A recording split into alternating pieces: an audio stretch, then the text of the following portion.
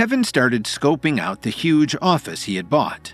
He owned the entire top floor of the building and so far had only explored the laboratory and the wing where his personal office was. Now that Lily and Olivia were busy planning Lily's new charity, and Larry was in the lab with all of the healing arts students, Kevin could focus on himself. He had felt weak after his battle with the assassin that the Kesslers had sent after him, and even more so at their compound when a dozen assassins attacked him at once. If Brett Stewart had been right, if there really was a war looming on the horizon between Kevin's allies and enemies, Kevin would have to put himself in peak physical condition for it. The best way to do that would be to win the epic clash and gain entry into the upper realm. And if he was going to fight in the clash, he would have to train. Kevin wandered down a hall he had not yet seen in the penthouse office, and it led down past a couple of spare offices to a dead end with one final door. When Kevin opened it, he could hardly believe his luck. No way! He stepped into a room the size of a gymnasium. The walls were made entirely of glass, flooding the room with sunlight and giving him a spectacular view of the city around him, as well as Lake Michigan over to the east. The ceiling was 2 stories high, giving him ample space to build a training course. This will do nicely. Kevin brought his laptop into the room and started designing the space, plotting out exactly what equipment he would need, how to make it, and where to position it in the space to give him the ultimate training arena. I'll obviously need weights and strength training machines. This corner of the arena can be like any other gym. I'll build a track around the perimeter to run. If I can get in 20 miles a day, I'll be able to up my endurance and practice the discipline it takes to conserve my energy, while also getting what needs to be done in battle. This is a marathon, not a sprint. Kevin started pacing off the space, measuring out how much square footage he would have for every part of the arena. I'll most definitely need a sparring area where I can have one-on-one battles, but I need a partner whom I can't exhaust, one who will challenge me. There's no time to train the healing arts students who work for me, and I'm not sure if, as their boss, I should be fighting them. No, I need someone whom I can't injure, who can reach whatever level I need them to, and who will surprise me. I need to build one. I'll worry about that later. In the meantime, Kevin devised the design of the sparring area. It would look a little like a boxing ring, but much longer, so he and the robot fighter would be able to run to and from one another like in an actual battle. Weapons would be lined up against the wall. Spears and daggers and stars and anything else that might be used by one of his attacking enemies. The secluded valley assassins always had tricks up their sleeves. Why shouldn't Kevin? He always had the night dagger on him, of course, but getting used to a couple of other tools wouldn't hurt. I'll also need to design a special suit to wear while I train. Something lightweight and flexible that allows me to strap weapons to myself. I bet Dalton can help me with that. He has friends in the government who design weapons and suits for the military that can make me something. Then there were the pills and supplements he would need to keep up with himself. His mind moved at 100 miles a minute. It always had. And by leveling up and taking power pills and his other refined medicinal herbs, he had been able to keep up with it using his body. But now he was feeling that he was in danger of being overpowered, and he would need to replenish himself to gain the latter stages of level 7.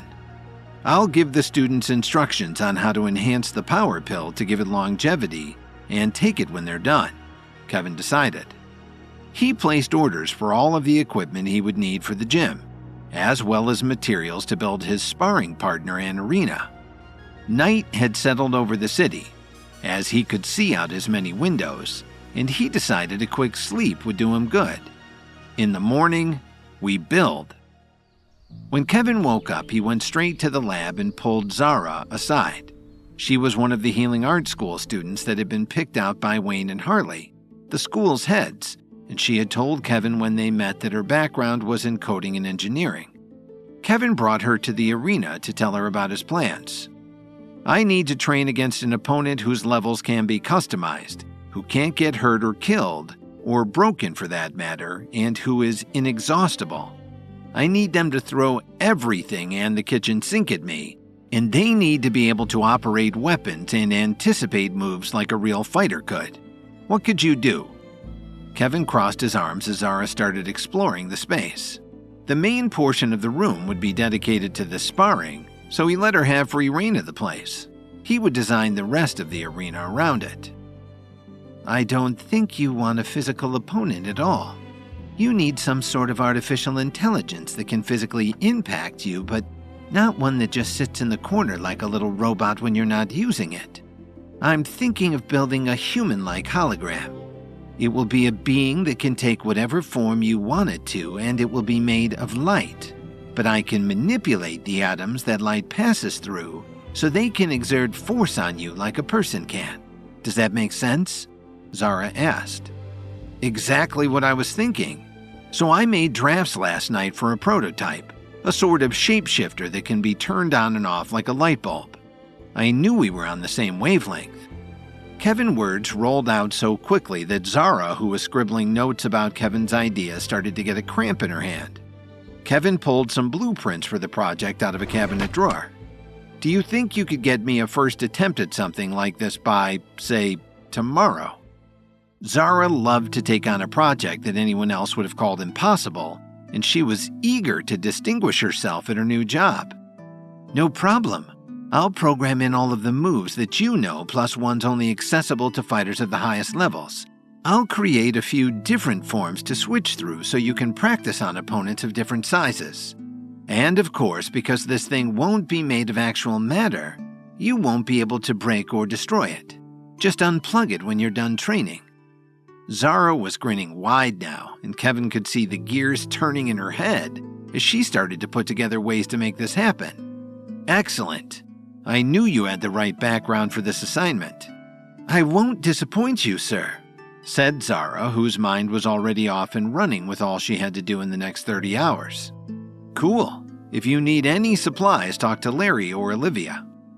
Kevin fist bumped her, and she went back to the lab. He taped off a large area of the floor where the sparring ring would eventually live and got to work on the rest of the gym.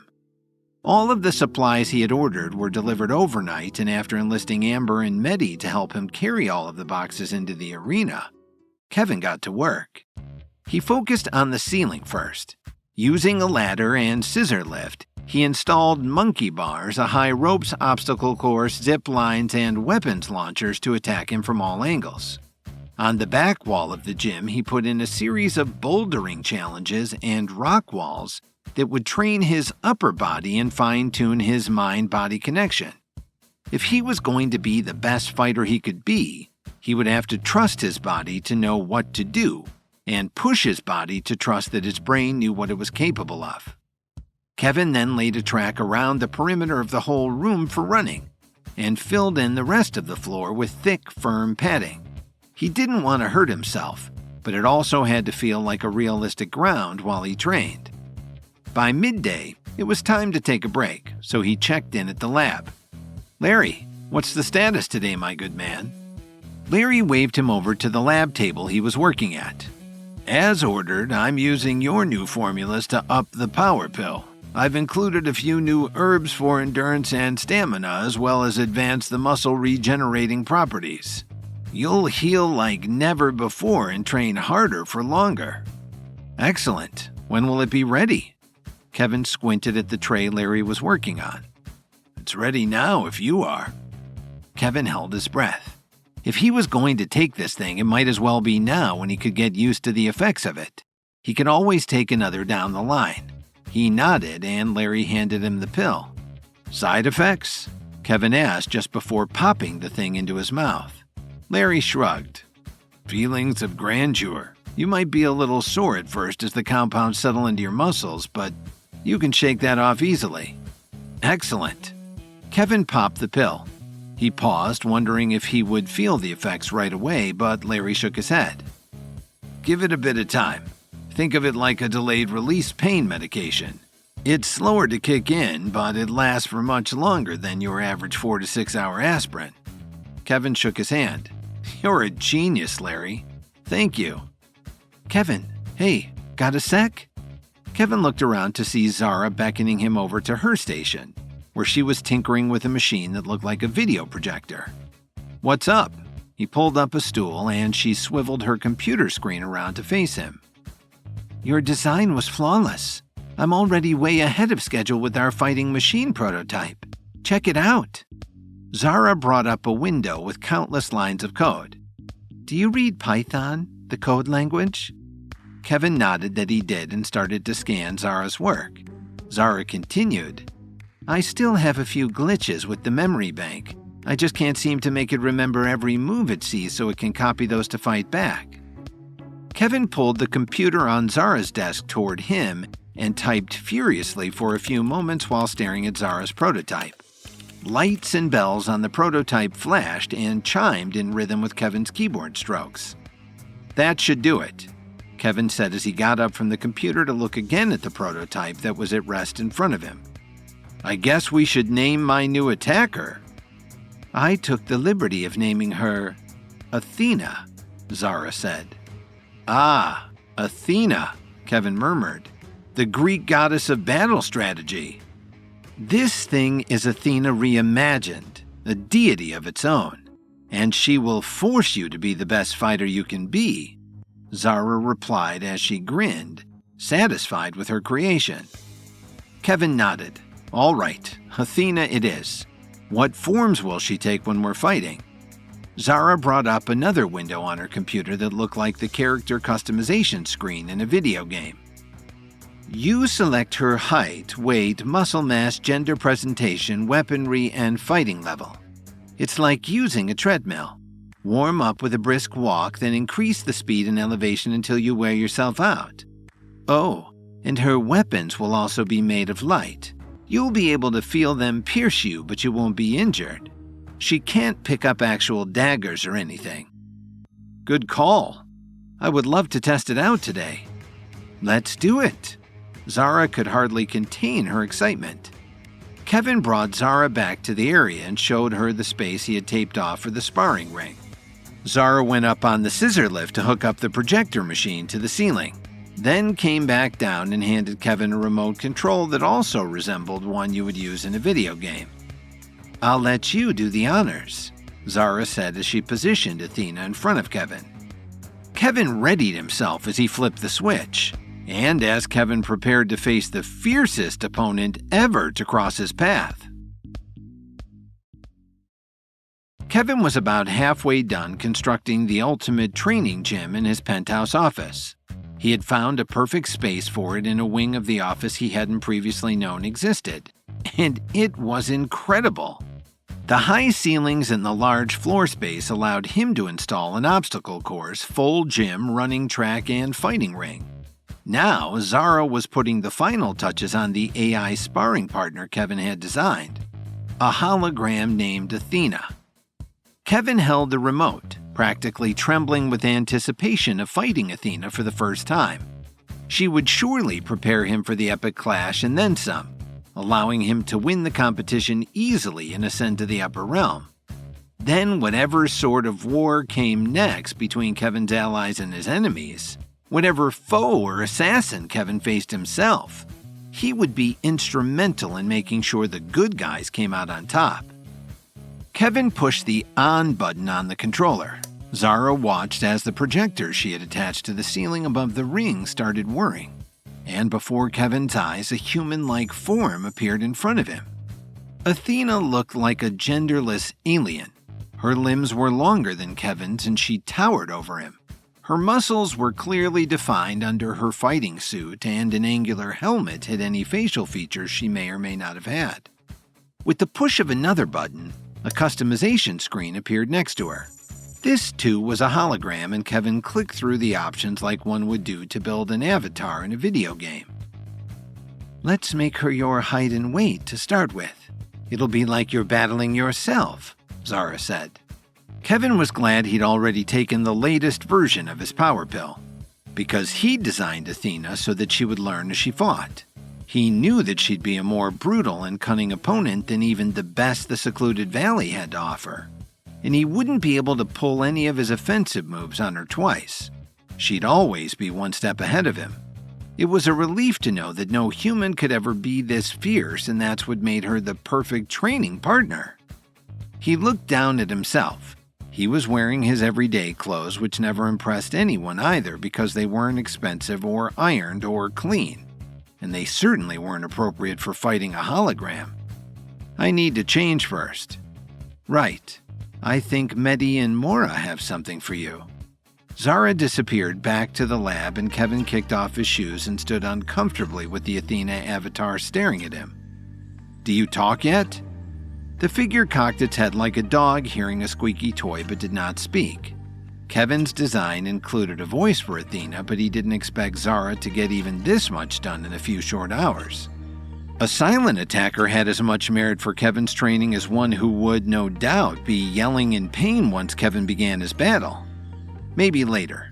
Kevin nodded. He reached out and touched the figure.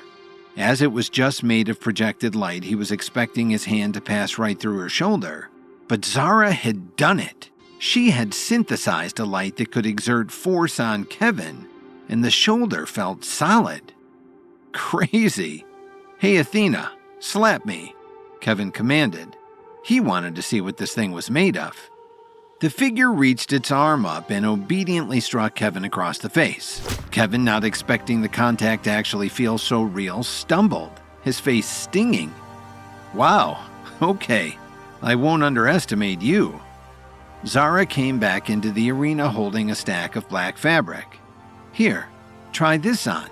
It's specially designed to absorb sweat, keep your power close to your body, and block metal blades. Kevin was impressed. Really? Yeah, it's like a micro chainmail technology. Mehdi designed it. Go ahead, put it on. Zara stepped out of the arena so Kevin could change, then joined him again. Ready? Kevin nodded. Bring on Athena. Zara pushed a couple of buttons on the controller and stepped out of the sparring ring. I'll program her to take it easy on you this time so you can get used to each other. Kevin gave her a thumbs up and prepared himself, pulling his power in and concentrating on it. The effects of the power pill were starting to set in. His hands felt like they were vibrating, and his legs ached like they were begging to run and jump and stretch.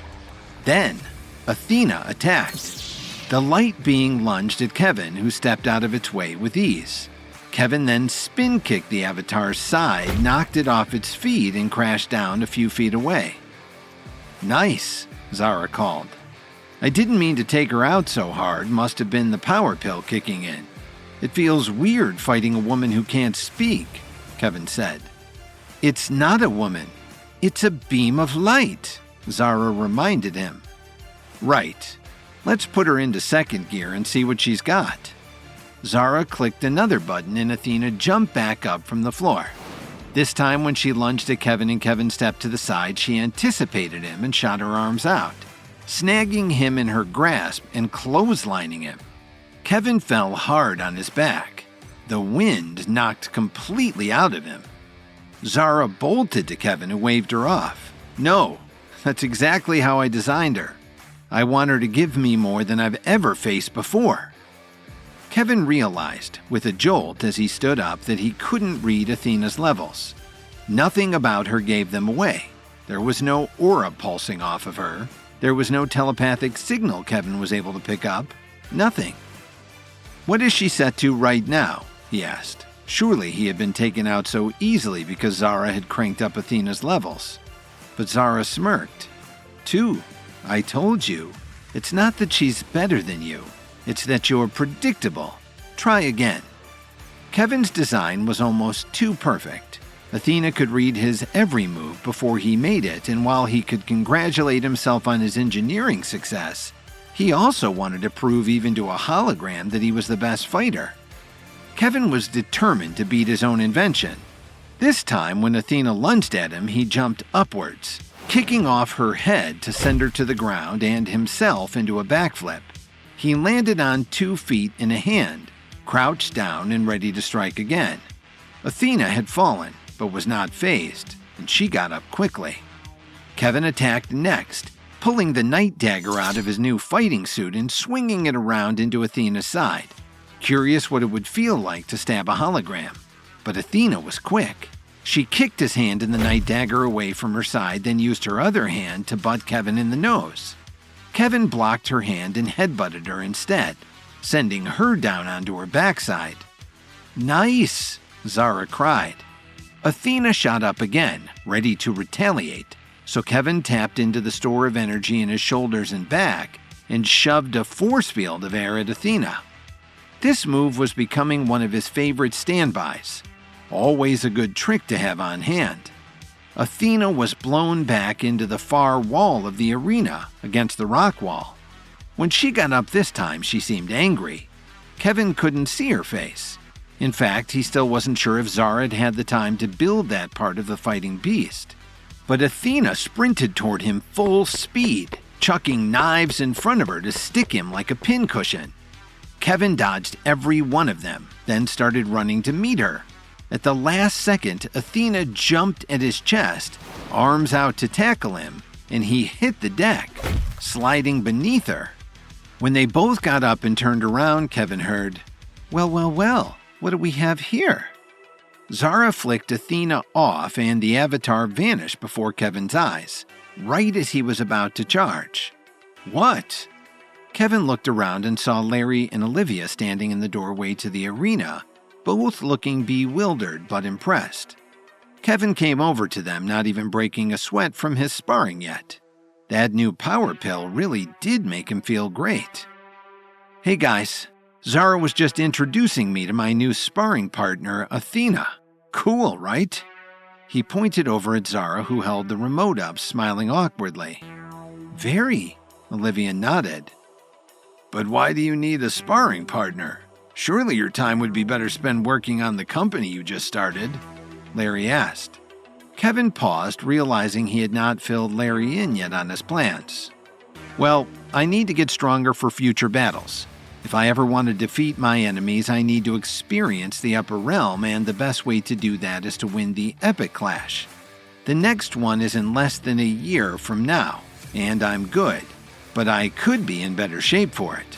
I spent last night designing Athena, which Zara built today so that I could get to my training as soon as possible and not suffer any real damage to myself in the process." Larry studied him. "Well, all right then, if you say so." Kevin got an idea. "Speaking of which, that power pill you made me worked wonders. Can you make one for mental strength as well?" "Like a pill that makes you smart?" Larry asked. Kevin shrugged. "Kind of. More like one that keeps you sharp and strategic and clarifies your mind in battle so you can connect your mind and body easily." Larry's face lit up, and Kevin could see him start to sink his teeth into the idea. "I'll see what I can do." It thrilled Larry to know that Kevin put trust in his herbalism skills and would give him an assignment that Kevin could easily handle if he had the time. Larry shuffled back off to the lab and Kevin turned to Olivia, who was looking at him nervously for some reason. "What's wrong? Aren't you impressed by all this? I mean, you have to admit this is one of the coolest things I've ever done." He spread his arms wide, showing off the arena he had built. But Olivia still looked uneasy. "I think we should talk. Can we go to your office?" Kevin's arms fell to his sides. This sounded serious. Yeah. Give me a second to change and I'll meet you in there." Olivia and Zara left the arena and Kevin peeled off his fight suit, then pulled back on his regular clothes. Olivia was pacing his office when he arrived. "What's going on?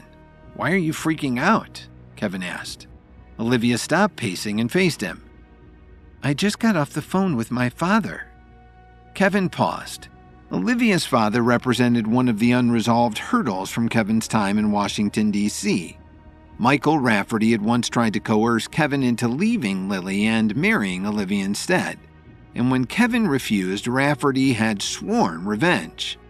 Maybe that's why he had called, to see if Olivia would sell Kevin out. But then again, Olivia didn't even like her father. Michael Rafferty had always much preferred Olivia's older sister, Katja, who was admittedly a very gifted herbalist, and he spared no love on Olivia. He said it was because he disapproved of the unorthodox herbalist methods that Olivia used, at least in the mind of Rafferty, but there was a deep vein of hate running underneath it all. What did he say? Kevin asked, offering Olivia the chair in front of his desk. It's about the epic clash. Katya is joining. She's representing the family as one of the competitors. And with only 10 winners being able to ascend to the upper realm, that makes your chances all the more difficult. Kevin gaped at Olivia. She had just found him sparring with his AI partner, Athena, but Olivia pulled him out to tell him that her sister, Katya, would be competing against him in the epic clash. Only 10 winners would ascend to the upper realm, and Olivia's sister was a fierce herbalist. It would be a close call. This just made Kevin want to get back in the gym and fight Athena until he passed out from exhaustion. But with the new power pill Larry had made surging through his body, that likely could take weeks to happen. Kevin was feeling as though his strength was inexhaustible. Kevin stared at Olivia. He had a million thoughts running through his head, and he tried to take them one at a time. Why is she competing? He began. She's representing the family. It must be some stupid pride thing. Plus, my dad is obsessed with her. I'm surprised he didn't ask me to compete just so she could show me up and gloat about it. Olivia sighed and added, Of course she would not show me up, ever. Is your dad sending her to compete with me as part of his weird revenge scheme against me because I wouldn't leave Lily to marry you? Possibly. Maybe Katya decided to do it herself so she could ascend. But she was never in herbalism for the levels. She thinks about it as an art, and she uses it as an outlet for creation, not competition. Kevin crossed his arms. Wait a second. Your dad is in the pharmaceutical industry in Washington, D.C., right? Olivia nodded. Kevin continued. What if he partnered with Mario Kessler and Ethan Williams to systematically take me down? They'll knock out my pharmaceutical company, which they're currently trying to do, and then your sister will try to defeat me in the epic clash and destroy me physically. Your dad would love it because if I'm not alive, my business can't compete with his. The color drained from Olivia's face and she said stiffly, That is also a very distinct possibility. I need to get better, Kevin muttered to himself. Olivia stepped closer to him and grabbed his shoulders. You have to. You have to beat Katya and shut my family up once and for all. I'm sick of their snarking and their belittling and their scorn for me. If my boss won a competition against them, they'd have to take it all back. Kevin nodded. While Olivia's pride was not his top priority in winning the epic clash, he certainly did care about her and her well-being. With a family like that, it was hard to imagine how she turned out so well.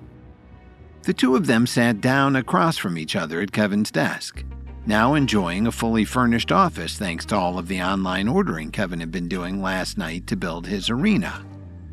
Kevin looked her dead in the eye. We need a strategy. If your family's name is in the ring for this thing, I don't doubt that many other powerful families in Washington, D.C. will be competing in one form or another. It also doesn't help us that the clash takes place in Washington, D.C. Everyone else will have the home field advantage, plus I'll be one of, if not the, only outsider, and that puts a target on my back. Olivia agreed. Those D.C. people don't play fair either. I can guarantee that every one of them will be cheating somehow. I'll see if I can figure out any of their methods, though it'll be hard to do it at a distance. That gave Kevin an idea, and he sent a text off to his enforcer Dalton. Take a peek around Washington, D.C. for me and see if you catch wind of anything to do with the epic clash. We need to know who's playing dirty and how. Dalton responded within seconds, as usual. I'm on it. With that settled, Kevin turned back to Olivia. I won't cheat. It wouldn't be right. I'm fine knowing how everyone else plans on cheating, but I will ascend to that upper realm fair and square. Olivia looked at him with admiration. Even in the face of death and defeat, you're a stand-up guy, Kevin. Good for you. But we still need to figure out some sort of advantage to give you. Some sort of edge. You have your advanced power pill and Larry's working on that new brain power pill you requested.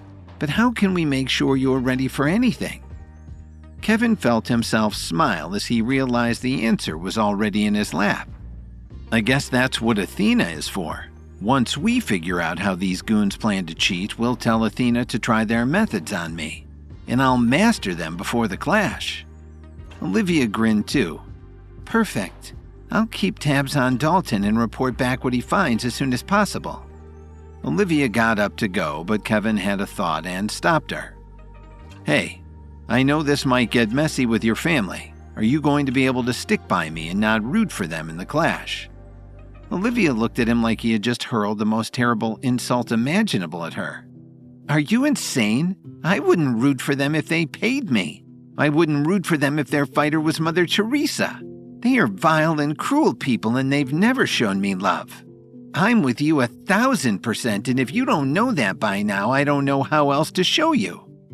Kevin nodded. I know it. I just wanted to be sure. You're taking a huge risk choosing me over them. Trust me, I would know. Families are not afraid to exile you when you're no longer useful to them. Olivia didn't seem bothered. Let them. I've been trying to cut myself off from them for years. If they want to do it themselves, they can be my guest. Kevin went home later that afternoon after another few rounds with Athena. She was getting good, and Kevin finally got the hang of booting her up and choosing her settings without Zara's help. But he had been bugging himself for days to make time for a romantic evening with Lily, and he had promised her to keep their marriage at the top of his priority list. So that's exactly what he did, leaving the office to make their date. Are you ready to leave for our evening out, my love? He called out to his wife after hurrying across town and bursting into her office excitedly, so that he didn't waste a minute of their night together. Lily was at her desk organizing vendors for her charity's upcoming gala at her best friend Rachel's hotel. I am. Just give me 1 second. Kevin came over and kissed her on the top of the head while she fired off one last email, then took her hand, whisked her home in his private car, and led her to their bedroom. You're gonna love this place for dinner. All of the hotshots in D.C. would tell me about how they go to dinner here every single time they come to Chicago. It's a can't miss. Lily was giddy as she pulled on her dress. Wherever I am is a can't miss if you're there. Kevin showered and dressed in a simple black suit and tie rather than his usual threadbare khakis and shirt. His outfit wasn't expensive or fancy by any means, but it fit him well and made him feel like the most confident man in the world. Together, the two of them looked like $1,000,000, and Kevin marveled at how lucky he was to have married the most beautiful woman he had ever seen. The limo he had arranged for their date night picked them up in front of their building and brought them swiftly to the restaurant where they were led to their reserved table. Kevin had looked at the menu ahead of time to make sure they served Lily's favorite dish, and he couldn't help but smile when she pointed out, Look, honey, they have flank steak rolls. After their waiter took their order, Kevin raised his glass of wine and said, To you, my love, and many years of marriage to come. Every day you remind me what I do all of my hard work for, and I couldn't be more grateful. Lily actually teared up as she raised her glass too and said, And to you, my sweet Kevin, and all your success. I always knew you were capable of great things, but I never knew just how great. I'm so proud to be your wife. They clinked glasses. Lily couldn't take her eyes off of him. Oh, I forgot to ask. How are your parents? Is everything okay with them? Kevin nodded, taking a sip of his wine. Yes, the place they were staying was no longer the safest place for them, so they've been relocated. But they are in good spirits. It's strange watching them get older. Especially now that I don't see them so much anymore. When I do, I can really see the ways they're changing. And they're getting so sentimental. Lily chuckled. What do you mean? Kevin tried to avoid eye contact, but Lily's eyes were sincerely interested in his parents and their opinions. They asked me when you and I are having kids. They want to be grandparents so badly. I told them it wasn't a good time. We're both starting new businesses and charities, and I have all these enemies who want me out of the picture. But my dad helped me see that there really won't ever be a perfect time for us to start a family. When you're as powerful as I am, someone will always want you dead. The best I can do is focus on getting stronger so that I can protect everyone I need to protect. But anyway, that's what my parents said. They also send their love to you, of course. Lily smiled. I can't say I disagree with your parents. It would be great to have kids while we're young and can keep up with them. I hate to think of the toll pregnancy could have on my body when I'm in my 40s or beyond. That's a long way away, though, and by then my lab will have produced pills for perfect pregnancies. Kevin winked. Lily shrugged. Still, I'm quite eager to have a bunch of little Kevins running around. What could be better? Kevin was nervous at the idea of how ready Lily sounded to have a baby, but the more he thought about it, the more he realized he felt the same. It would be amazing to have a little guy or girl around to show the ropes of life. He had so much knowledge to pass on, and any kid with half the heart Lily had would be the most incredible child around. He thought, oh my gosh, are we about to do this? By next year, are we going to be parents? Kevin was feeling on top of the world. He had the new and improved power pill in his system. He had spent the day training in his ultimate fighting arena at the office, and now he was finally having his romantic evening with Lily. In the middle of everything that was mounting around him, Mario Kessler's arrival in Chicago to destroy him, Ethan Williams' partnership with Mario that made Ethan more dangerous than Kevin had previously thought, Brett and the Myriads being compromised, this moment of peace with just him and Lily was much needed. And now they were talking about having a baby. Kevin couldn't be happier. Until their table was hit hard by someone walking by. Kevin looked up. Surely this had been a mistake. It was a busy restaurant after all. But when he saw who had hit them, he knew this was no mistake. "Can I help you?" he asked. A drunken fraternity brother was standing over him, his blonde hair spiked up like a porcupine, and the collar of his designer button-down shirt popped over the even more expensive-looking blazer. The man sneered at him. "I don't think you could help anyone, you little ant. Look at how you're dressed. I mean, what are you even doing in a place like this? Are you really going to show up looking like that? It's embarrassing," the frat boy said with delight. Kevin rose to meet this man, looking him dead in the eye. "What? You have a problem with how I dress? Is that really any of your concern?" The college kid poked Kevin in the chest. "This suit is off the rack, off the sale rack. Do you see my suit? This is designer head to toe. It's couture. It's custom tailored to my body. When you have money like me, you can afford to look presentable. Why don't you go hit a local burger joint, a Greasy Spoon? They'll be more welcoming to your kind." Kevin scoffed. This guy couldn't be serious. How pathetic do you have to be to worry so much about what someone else looks like? Don't you have any real issues in your life to think about? The kid didn't like that. He cocked his head to one side and narrowed his eyes at Kevin. "I work hard for what I have, and I deserve the right to go out to a fancy restaurant like this one and not be accosted by an eyesore like you. You should be ashamed of yourself, coming to a place like this with a woman like that." He pointed to Lily, and Kevin instinctively shifted his weight to hide his wife from this guy's view. "Don't talk about my wife," the man laughed. "Your wife?" He leaned around Kevin to address Lily again. "You married this guy? What, did your dad owe him money and give him you instead? Is he a childhood friend that you thought would turn out better? He sure can't have money or he wouldn't wear clothes like that. So you sure didn't marry him for his bank account. Come on, lady. You would be better off riding with me. I'll show you things this guy couldn't dream of." Kevin felt his anger rising up from his stomach, and with it a great surge of power. He was ready to fight. But this guy wasn't an expert. He was a blowhard, and definitely not someone who would ever have the discipline to achieve even the first level. He was a civilian. Punching him in public, no less, would be against the rules. Plus, Kevin could smell the alcohol on his breath. He was just a drunken mess.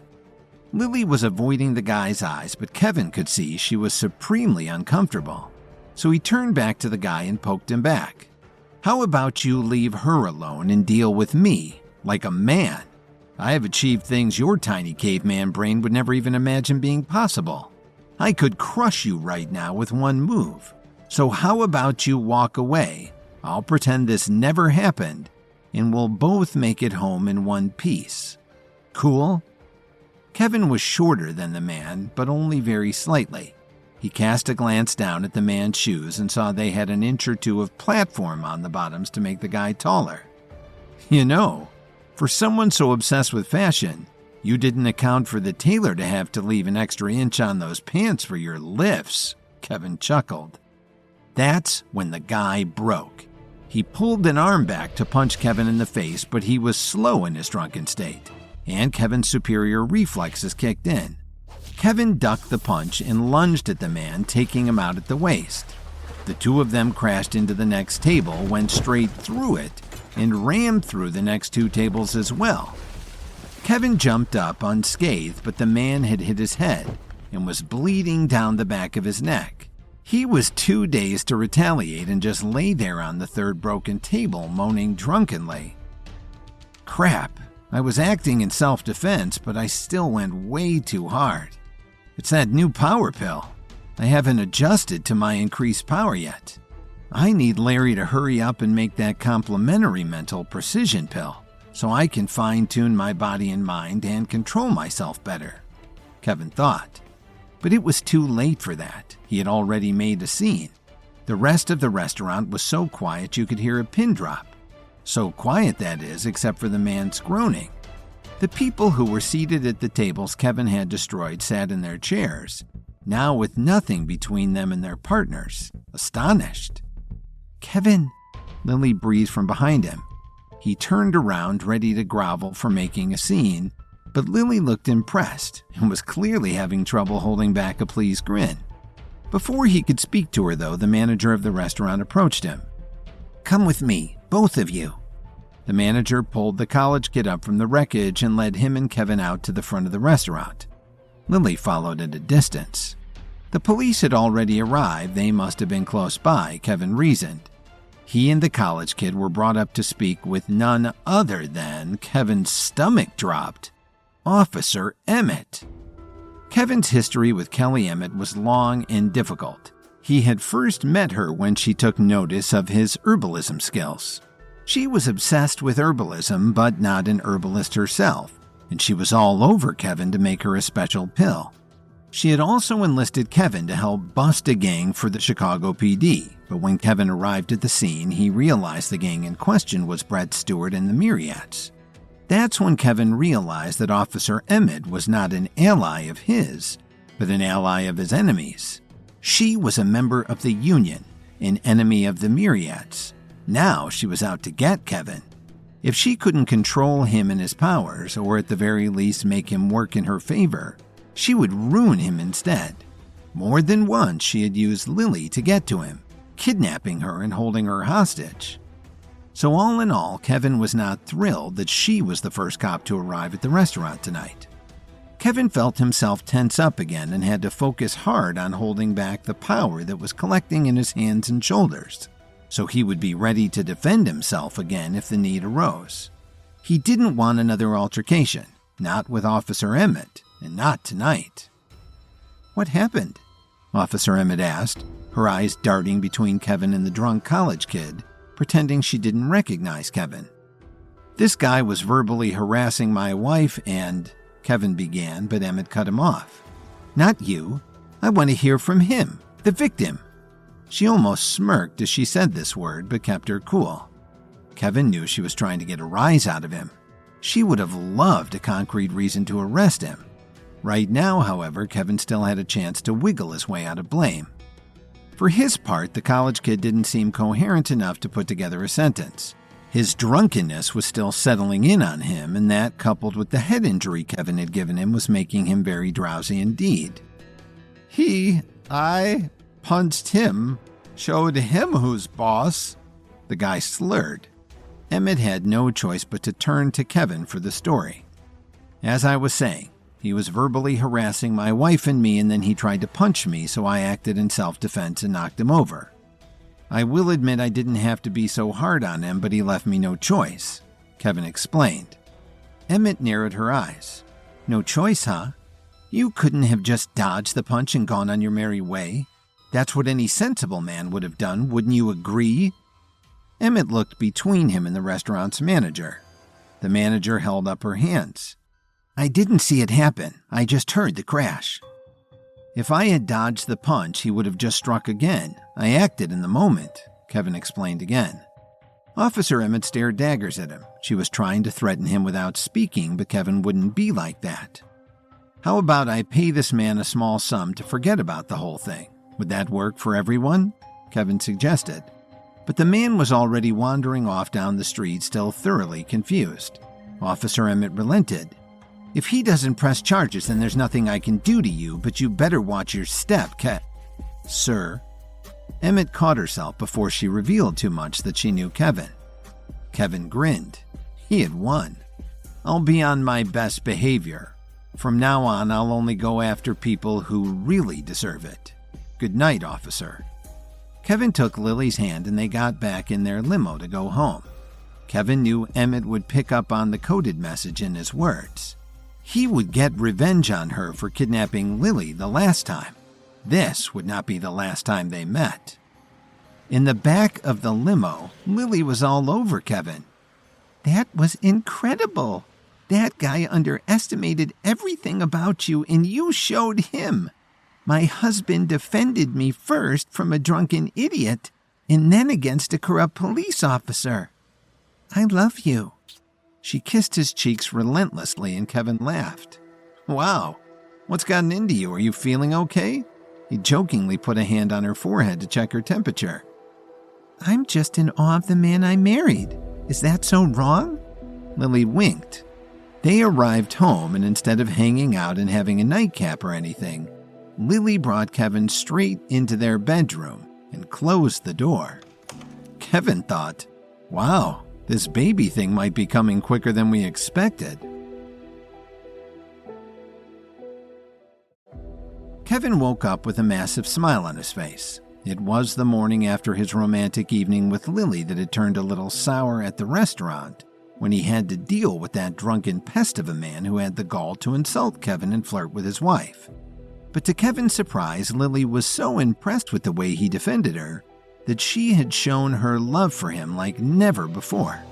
They had connected in such a pure way that Kevin felt unstoppable, and it had nothing to do with the upgraded power pill coursing through his veins.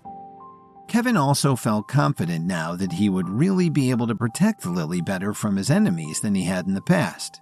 With their marriage at the top of his priority list and her safety and happiness always in the front of his mind, he would be able to fend off Mario Kessler, Ethan Williams, Officer Emmett, whoever would be dumb enough to threaten her.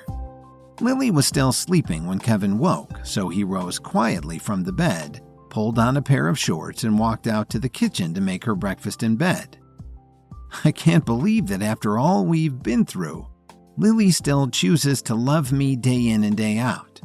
There were times when I wasn't the man who could offer her the world, but I am now, and I'll make sure I give it to her over and over again. She deserves it. He brought a tray piled with coffee, eggs, toast, and fruit back into the bedroom. Lily was just sitting up in bed, stretching. She quickly put on a tank top and welcomed him back into their bed. Good morning, my love. She kissed Kevin, and he set the tray down between them to share. How are you feeling? We haven't been able to sleep in like this in ages. It feels amazing, but I'm also so excited to get back to work and keep planning out my charity. That reminded Kevin. He had asked Dalton to secure office space for Lily a few days ago and had been sent back a rental agreement for a place just a few blocks from their apartment. He had meant to surprise Lily with it last night, but in all the commotion he had forgotten. I was thinking, how cool would it be to have your very own space for the charity? You'll be hiring a lot of hands to work on it and you'll need the space, he told her. Lily nodded. I was thinking about that too, but I didn't want to insult you if you wanted me to work out of your penthouse space across town. Kevin shook his head. I want you to thrive in your environment. Let's eat. I have something to show you. They ate their food and poured their coffees into to-go mugs. Kevin walked with Lily hand in hand down the streets of Chicago, stopping in front of a little boutique office space with a for rent sign still in the window.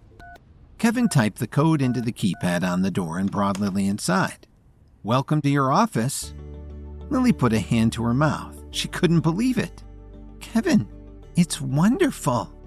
Right?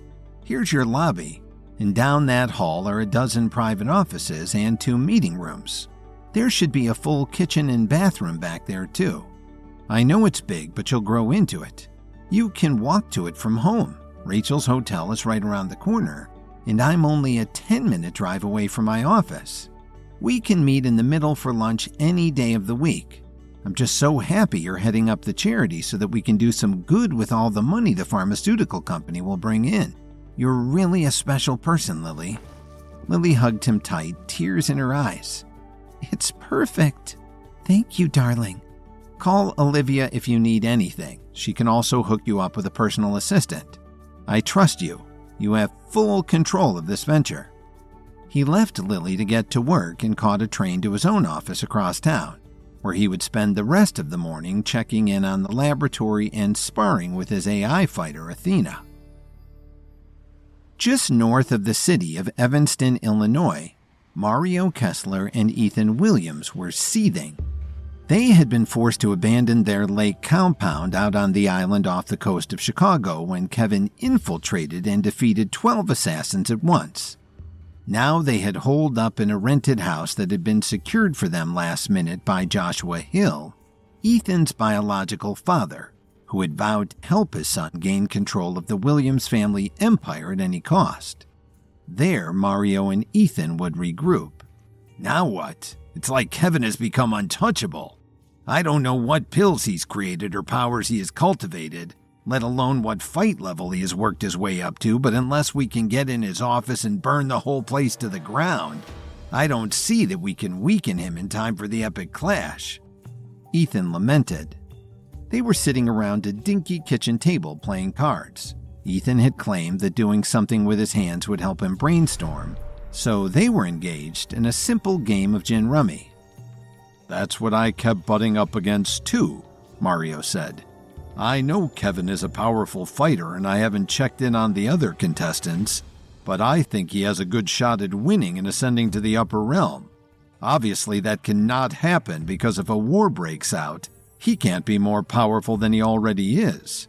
We wouldn't stand a chance. I think we have to send someone into the epic clash that can keep him from placing in the top 10. Who? Ethan couldn't think of anyone in his family or connected to Mario Kessler who would be a good enough fighter to do that. Mario looked offended that Ethan hadn't guessed. Me, of course. I'm in the best shape of my life. I'm working on some herbalism myself that will boost my strength, and I absolutely hate Kevin Williams. It'll be a breeze. Ethan wasn't so sure, and he avoided Mario's eyes. What? Mario demanded.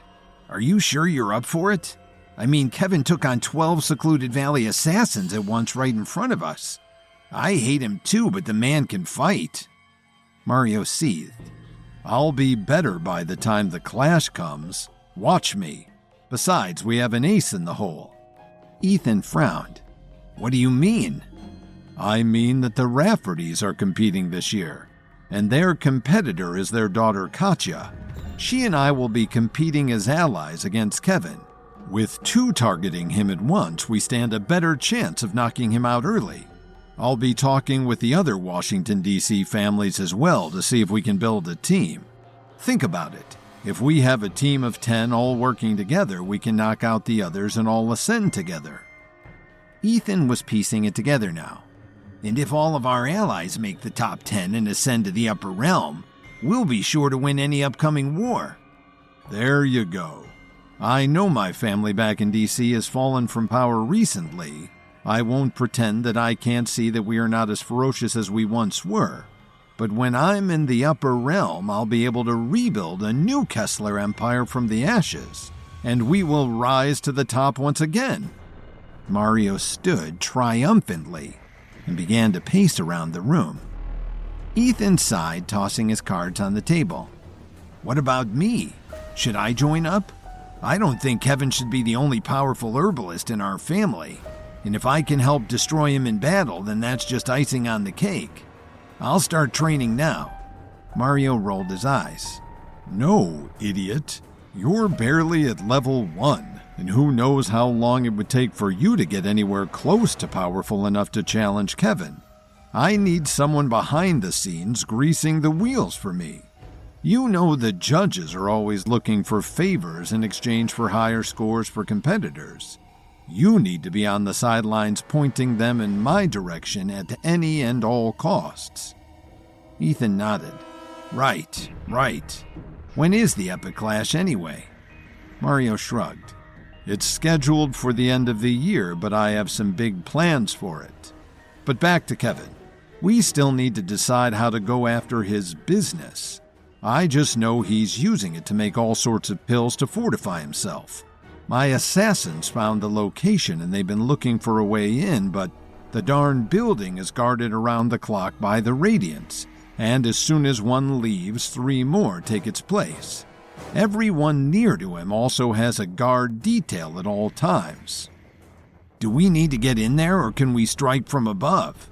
What if we dropped a bomb on it?" Ethan suggested. Mario couldn't believe he had to deal with this idiot as his partner in crime. "Yeah, Ethan, let's drop a bomb in the middle of Chicago, get arrested for terrorism, and miss the Epic Clash. Good idea," he said sarcastically. "You come up with something better then," Ethan shot back. "I will. The attack has to be targeted. We'll strike late at night when the Radiance is changing shifts. There may be a moment of weakness when we can sneak through. We'll go in disguise. Kevin Williams won't know what hit him." Kevin was back at the office pulling on his fight suit to go for another round sparring the AI fighter Athena that he had made with the Healing Arts School student Zara. He had spent a night of ecstasy and a morning of bliss with his incredible wife Lily, and after dropping her off at her new office by their apartment, he had the day to focus on training. Little did Kevin know, but his enemies Mario Kessler and Ethan Williams knew of Kevin's training facility and lab, and were planning to destroy it. Now that Kevin knew Olivia's sister, Katja Rafferty, would be competing in the Epic Clash against him, he was all the more determined to be the best in the ring. The Raffertys were an old, powerful family in Washington, D.C. who operated one of the 3 large pharmaceutical concerns in the city. They also happened to hate him for refusing to marry Olivia when Mr. Rafferty wrongly assumed that Kevin had spoiled her, so he would not do himself any favors by underestimating Katja. Not to mention, Olivia had made it clear that Katja was the favorite child in her family growing up, and her father, an old herbalist himself, had passed down all of his knowledge and skill to her, leaving Olivia to eat up the scraps she could catch when she eavesdropped on their lessons. Kevin had to win this thing and take down Katja not just for himself, but for Olivia too. "Athena, wake up, bud. We've got practice to do." Kevin clicked on the controller and Athena appeared in the sparring ring. The customization screen popped up next to her. Kevin changed the settings to make her taller than he was and more muscular, and he upped her fighting to level 4. "Show me what you've got." He hopped in the ring with her and hit go. Athena snapped into a battle-ready pose and Kevin made the first attack. He felt the new power pill still settling into his muscles as he leapt at her, the night dagger raised, aimed for her shoulder. Athena ducked, but Kevin landed on her head and wrapped his legs around her neck, using his momentum to bring her down to the ground with him. They landed on the floor hard, and Kevin tossed the night dagger away from himself. He leapt to his feet, grabbed Athena by the wrist before she could get up, and flung her into the wall. She slid down the glass and landed with a thud. "Come and get me." Athena stood and charged Kevin, this time jumping into the air with her foot extended to kick Kevin in the head. He sidestepped her, but she had learned that defense from the last time they fought, and she was ready for it. She grabbed him by the neck and tried to slam him down onto the floor, but Kevin jumped as she did so and was able to transfer the momentum in his favor, doing a backflip and landing on his feet while she kept flying past him. When she landed, she immediately reared back up, but Kevin wanted the offense this time. He pulled out a handful of stars and whipped them at her one by one. She dodged the first two, but the rest of them shot right into her and she dropped down onto her knees, then collapsed at his feet, simulating her defeat. Kevin grinned, satisfied with the round. "Bravo." Kevin whipped around and saw the Night King standing in the doorway to his training arena.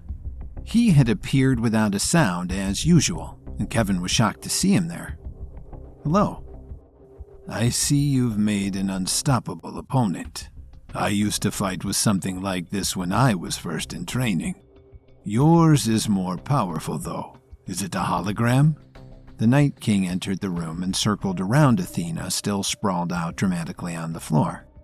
"It is, but its photons have been manipulated so they can exert force. It's humanoid. She can't kill me, but she can fight me just like a real warrior would," Kevin told them. "Very good. I doubt any of your opponents in the epic clash will be working with anything as advanced as this. You just might have a chance." Kevin got excited at the mention of the clash. "Is that what you're here about? The epic clash?" The Night King never visited him without a very specific reason, and that reason was usually to give him a warning about something coming up. The most important thing on the horizon for Kevin was the clash, and the Night King's compliment made Kevin think he might have come with good news for once. The Night King nodded. "You need to be careful, Kevin. This clash will not be a contest like any that came before. The stakes have increased fold, if not more. It will not be as easy to win, and it will be so much more devastating if you lose. If you want any hope of securing your legacy and becoming the best herbalist there is, you have no choice. You have to win." Kevin nodded. "I intend to. I have an enhanced power pill in my system, and Larry is designing a mental precision pill. My mind will be quicker than anyone else's, and my battle strategy will be unstoppable. I pity anyone who comes up against me." The Night King's face was, as always, unreadable. He looked around at the gym Kevin had built for himself, his hands crossed behind his back. "Do not trust anyone in that arena. You can only rely on yourself. And beware the Rafferty." "The Rafferty? Do you mean Olivia's sister, Katya? I know she's competing. I guess she's more powerful than I expected if you're warning me about her. Does she have a weakness I should know about? How can I defeat her?" But the Night King was looking out the window now, not straight out at the view of the city or Lake Michigan, but down toward the street. "You have a visitor." Kevin jogged over to look down toward the street too, but he didn't see anyone. He looked back at the Night King to ask what he meant, but the Night King had disappeared. "Typical," Kevin muttered. The Night King loved to disappear before giving him any real advice. His words rang through Kevin's head, though. Beware the Rafferty. Beware the Rafferty. Kevin would have to talk to Olivia about that one and see if she could tell her anything about Katya's herbalism or fighting style from when they were children. He looked back down toward the street to see if he could figure out what the Night King had meant when he said Kevin had a visitor, but he still didn't see anyone who looked like they might be coming to see him. That was, until he took off his fight suit, redressed in his work clothes, and made his way back out to the main floor and into his private office where Alexander Smart was waiting for him. "What good is my Radiance Guard if you can get in here uninvited?" Kevin joked, shaking hands with Alexander. "How are you, Kevin? Long time no see." Alexander flashed him his winning smile, and Kevin was glad he was here. He hadn't seen Alexander in ages, but the Smart family were old allies of his. They were a powerful pharmaceutical family in Washington, D.C. like the Raffertys, but they actually liked Kevin, or at least seemed to. Kevin knew better than to trust anyone wholly anymore. He had been betrayed too often. Their patriarch, Harold, had hinted in the past that he wanted Kevin to represent their family in the next epic clash, and Kevin had a feeling that might have something to do with what Alexander was here for. "Good to see you, man. To what do I owe the pleasure of this unexpected visit? What are you even doing in Chicago?" Alexander's face was tight. "I'm here for you, of course. This new company of yours is the talk of the town. I'm here to poke around your lab and see what the great Kevin Williams is working on." Kevin was surprised. "Talk of the town, is it? I hadn't put out the word yet that I was starting this operation. Rumors spread like wildfire around here, don't they? What else have you heard?" Alexander smirked. "Why don't you show me around the lab and I'll fill you in on all the hot gossip from Washington?" Kevin led him across the floor to the laboratory and introduced him to the Healing Art School students and Larry Barnes, a man whose reputation Alexander knew from D.C. It was a sad story, but one that had been turned around by Kevin's intervention. Olivia was off on an errand, but she would be back soon. "I've got Larry working on a couple of things to prepare me for the epic clash, but I'll keep those a surprise until the time comes. You understand that a lot of this is top secret, so I appreciate your discretion," Kevin said. Alexander nodded. "Of course, but you're fighting as our ally, right? As long as you're confident in your preparation, I'm happy." Kevin couldn't resist, and he had to show Alexander the training arena. He brought him in and let him look around before he finally turned on Athena. She powered up in the center of the sparring ring, and Kevin adjusted the settings so that she towered over both of them. "Cool, right? She's going to get me in tip-top shape in no time," Kevin said, grinning at the astonished look on Alexander's face. "Is she real? Like, is there a person somewhere in there?" Alexander asked. "She's just light in trickery. Athena, show him," Kevin commanded. Athena stretched out her arm, inviting Alexander to shake her hand. He did, gasping when they made contact and he could feel she was solid. She then slipped out of his grip and flicked Alexander right on the nose. Kevin laughed. "She's got jokes today, I guess." Alexander held his nose, annoyed, but still very impressed by what he saw. "Not bad. Actually, it's reassuring to hear you say that she's got you training hard because I have some news about the clash." Kevin knew it. He steeled himself. This could be good news or bad news, but he knew better than to hope it was good. "What is it?" Alexander sighed. "The epic clash has been moved up. It's not happening in 10 months anymore. It's happening at the end of this week."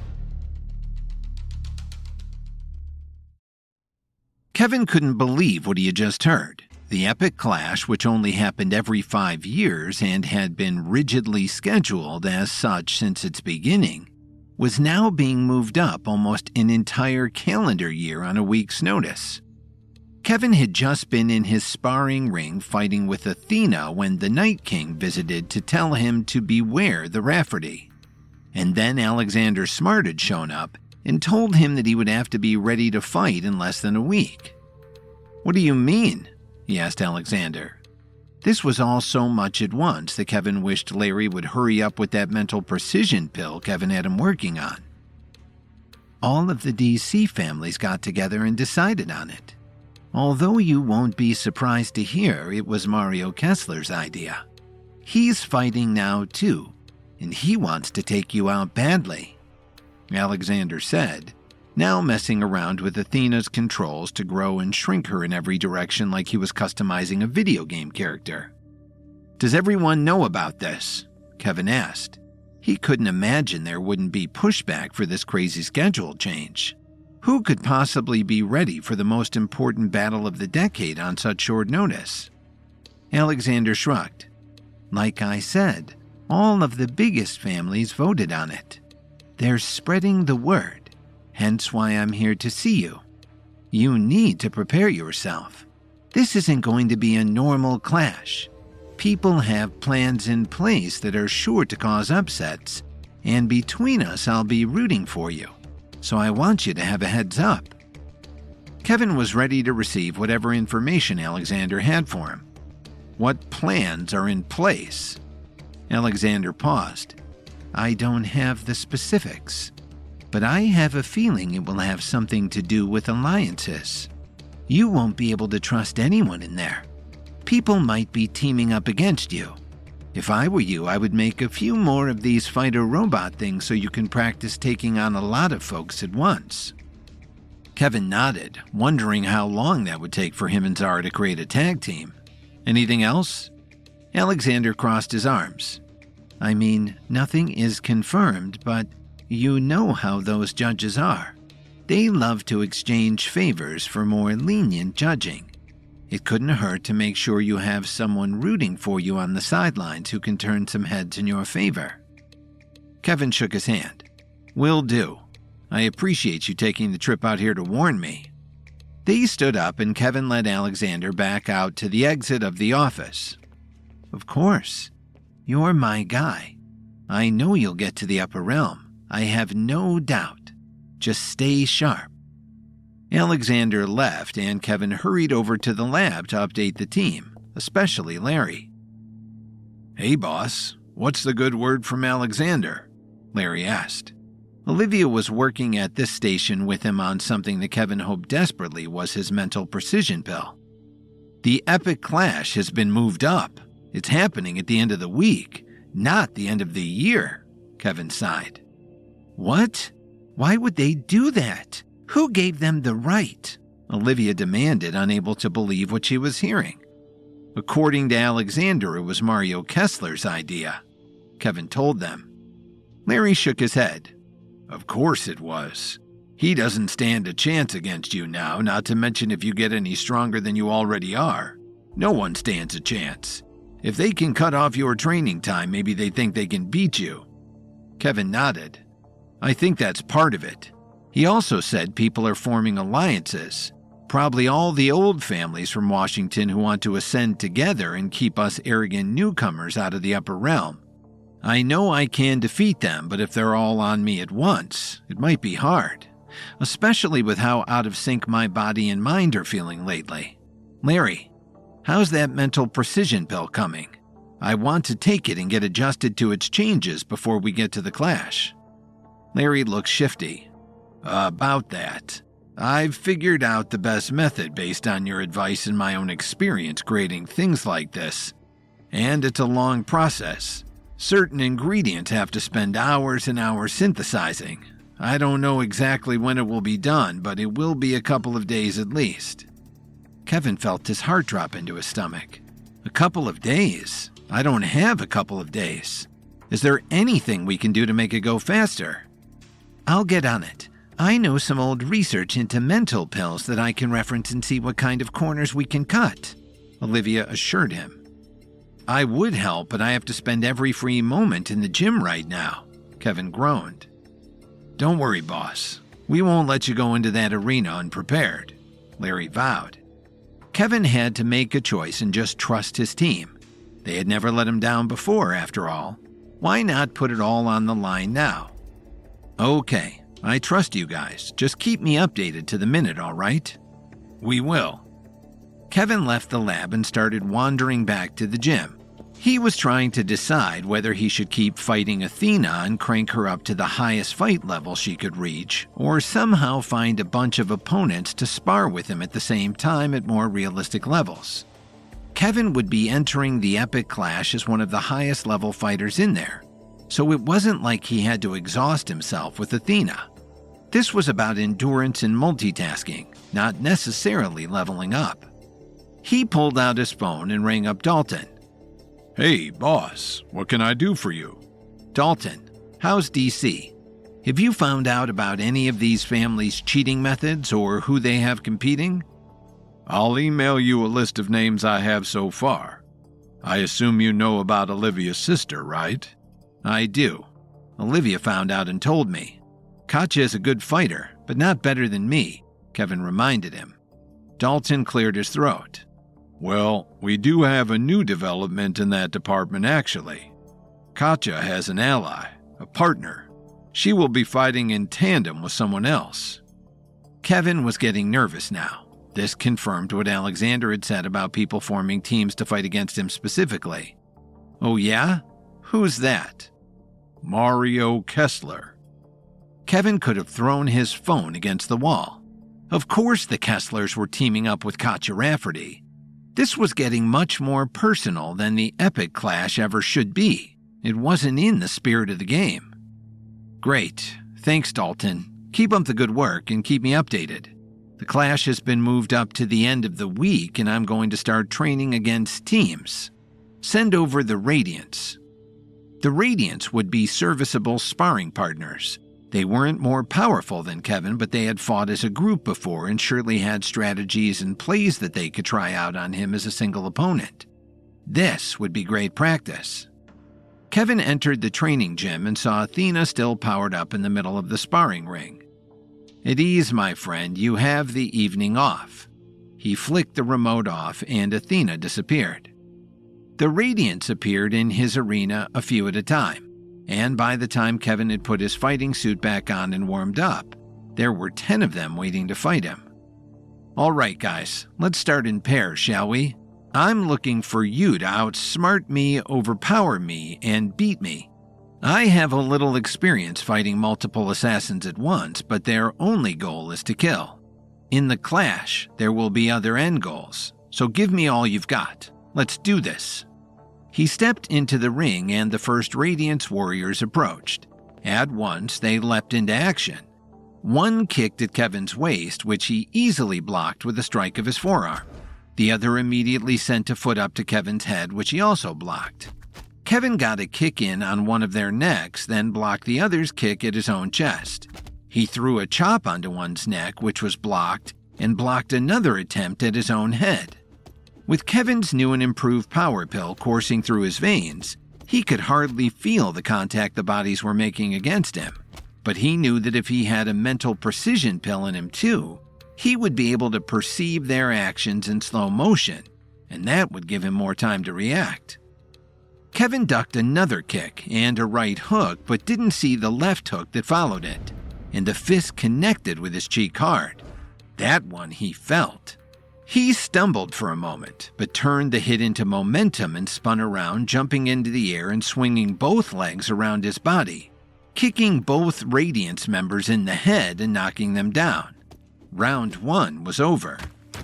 Great work, guys. Get some water. Next, Kevin called. He caught his breath quickly and the next pair approached. Actually, give me 3. Another Radiance member joined the pair and the round began. One came at him quickly with a chop to his head, but Kevin blocked it and took the opportunity to shove him in the chest, knocking him off his feet and into the wall. The fallen Radiance quickly got up, but before Kevin could see what he was going to do next, the next guy came at him and got a kick in Kevin's chest. Kevin was winded now, but he recovered. He punched the attacker in the face, but now the other 2 were ready for him and they both kicked him. One in the chest and one in the stomach, knocking Kevin on his back. Crap. Round 2 goes to you guys. Well done. Kevin got up. To his surprise, his gut ached from that hit. He usually recovered quickly, but he made a mental note to have Larry and Olivia start work on a recovery pill that he could use between rounds of the epic clash to get back into fighting shape. For now, however, the fire was lit in him to redeem himself. Next 3. Let's go. His voice echoed around the massive gymnasium as the next 3 Radiant soldiers entered the ring. This time, Kevin could feel his competitive side rearing its ferocious head. He usually tried to keep his cool in battle, but a little bit of heat couldn't hurt. He attacked first, letting his power buzz through his hands and shoving a force field of air at the nearest Radiance. The guy was knocked off his feet, but his 2 partners advanced in his place. One of them aimed a kick at Kevin's side, which Kevin caught, pulling the man toward him and punching him in the face. He threw the guy's leg in the air, forcing him to do a flip before landing hard on his stomach. The next one came at him in a jump kick, which Kevin sidestepped, The guy spun around, attempting to chop Kevin in the neck, but Kevin blocked it. The two exchanged a couple of chops and punches that were all blocked by their targets, until they threw punches at one another's shoulders at the same time. They both connected and stumbled back, and Kevin was thrown into the path of another of the trio. That one spun and kicked at Kevin's head, and Kevin ducked. But when he got back up, another of the trio landed a punch right in his gut again. Kevin fell over winded, but he would not be beaten this round. The three Radiants were lined up in front of him now, and with one huge jump kick, he took all three of them out, flattening them. I can hardly believe it, but I need a break. I need to talk to Larry about a recovery pill now, he thought. Good work, everyone. Take 5. He told the Radiants, then ran toward the lab.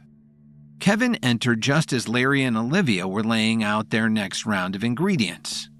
Recovery pills. We need recovery pills. Larry chuckled. Already getting your butt kicked? Kevin stared him down. No, but I'm man enough to recognize my weaknesses so I can overcome them. What's something we can create quickly that will replenish me between rounds and won't break the rules of the epic clash? Larry got a look on his face like he knew an answer that Kevin wouldn't like. What? Kevin asked. There's something we can make, but the key ingredient is rare. There are only 1 or 2 stocks of it in the country, Larry admitted. Kevin flicked through his mental notebook of herbs and realized the issue. You're thinking of Vietnamese Brahmi, aren't you? It's a pain reliever and a strength regenerator. Larry nodded. Kevin knew now why Larry was nervous to tell him. The nearest stock of that herb was with Jake Morris, and Kevin had to get it. Jake Morris was never the first guy Kevin wanted to see, but Kevin and Larry had just decided on the best and quickest way to create a recovery pill that would allow him to fuel up and heal his wounds between rounds of the epic clash. And Jake had the key ingredient. Jake Morris was a Chicago guy, so the best to be said of the situation is that it could be handled quickly. Kevin had just sparred with the Radiants in groups of 2 and 3, and while he had ultimately come out on top, he felt his recovery time lagging, and that was not something he had time to stress about. It was best to fix it now and proceed with his training. After all, the epic clash had been moved up to the end of the week. He had absolutely no time to waste. Jake was a little like Dalton, but instead of being a trustworthy ally, he was a snaky and unpredictable man whom Kevin could never fully trust was in his corner. Jake had a powerful and wickedly connected family that built Chicago for generations, and therefore had this entitlement about him like no one else could lay claim to the city or question him within its walls. He would have run for mayor if his past wasn't so shady. Kevin had realized long ago that Jake was a powerful person to have in one's corner. His connections made him the ultimate resource, but his mind was all but impossible to read, and Kevin got the feeling that Jake could turn on him at a moment's notice and use all of that power against him. So no, Kevin was not thrilled to be knocking on Jake's door for a rare herb that he needed in a hurry. Vietnamese Brahmi had to be cultivated in extremely wet environments. Kevin's lab had a greenhouse, but this kind of herb demanded specialized equipment that could be dedicated to it in its entirety, and that just wasn't efficient for Kevin's lab. Kevin Williams, do my eyes deceive me? Jake Morris opened the door with a kitchen towel over his shoulder and an apron around his waist. Is this a bad time? I was in the neighborhood, Kevin began. Not at all. Come on in. I was just making some late lunch. Do you eat carbonara? Of course you do. Follow me. Confused, Kevin followed Jake inside and through the main room of his home into the kitchen. There was indeed fresh pasta on the counter and a pot of carbonara sauce on the stove. I didn't know you were a chef, Kevin complimented Jake. Jake shrugged. I don't know if I'd go that far, but I like to stay in practice. Let me make you a plate. Take a seat. Kevin shook his head. Thank you, but honestly, I'm here in a bit of a time crunch. I'm here to offer you a trade. Jake wouldn't hear a word about it, and he guided Kevin to a seat on his countertop with a hand on his shoulder. "You're here because you need something. The least you can do is try my pasta first, right? It's about manners, Kevin." Kevin knew Jake was just trying to establish dominance in the situation. Kevin had dropped in and surprised him after all. And with guys like Jake, sometimes it was quicker to just let them think they were in charge than prove to them that they weren't. So Kevin sat, accepted a plate of pasta, ate a bite, and complimented it. It was actually very good. "There, that's not so hard. What can I do for you, Kevin?" Jake pulled off his apron and threw his towel over into the sink. "I'm here for an herb. I'm working on a new pill and I can't make it without some of your Vietnamese Brahmi. I know I didn't give you any notice, but I would be in your debt if you could lend me a clipping. In return, I'm prepared to put my whole laboratory to work to create the pill of your choosing. I have the best herbalist in the country, present company excluded, working in one place, and they can make anything you can imagine."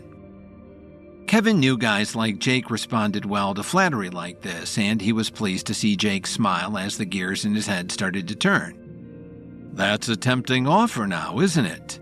The pill of my dreams, all in exchange for a little sprig of Brahmi. But Kevin, surely you understand that a clipping of one of my herbs isn't just a clipping, don't you?"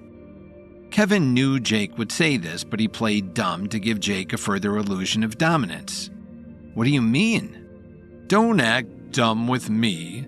If I give you a Brahmi root, you'll just replant it in your own lab and then you'll never have to come back to me to get more.